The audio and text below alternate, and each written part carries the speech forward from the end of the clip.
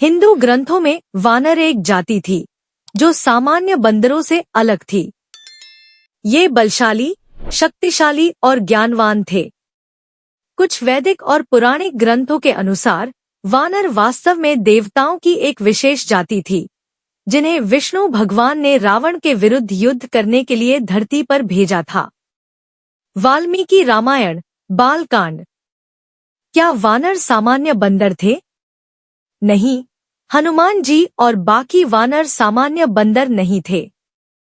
वे बोल सकते थे, युद्ध कर सकते थे और अत्यंत शक्तिशाली व ज्ञानी थे। रामायण में कई वानर राजाओं का उल्लेख मिलता है, जैसे केसरी, हनुमान जी के पिता, सुग्रीव, वानर राज, जिन्हें श्रीराम ने राजा बनाया, बाली, सुग्रीव का भाई, जिसे श्रीराम ने मारा, नलनील, जिन्होंने रामसेतु का निर्माण किया। क्या हनुमान जी एक बंदर थे?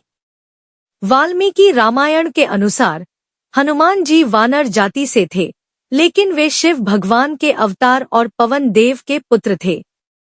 उनके पास देवताओं का दिया हुआ वरदान था, जिससे वे सामान्य वानरों से कहीं अधिक शक्तिशाली और ज्ञानी थे। इसका अर्थ यह हुआ कि वानर एक विशेष जाति थी, जो सामान्य बंदरों से अलग थी। हनुमान जी इस जाति के सबसे महान व्यक्ति थे।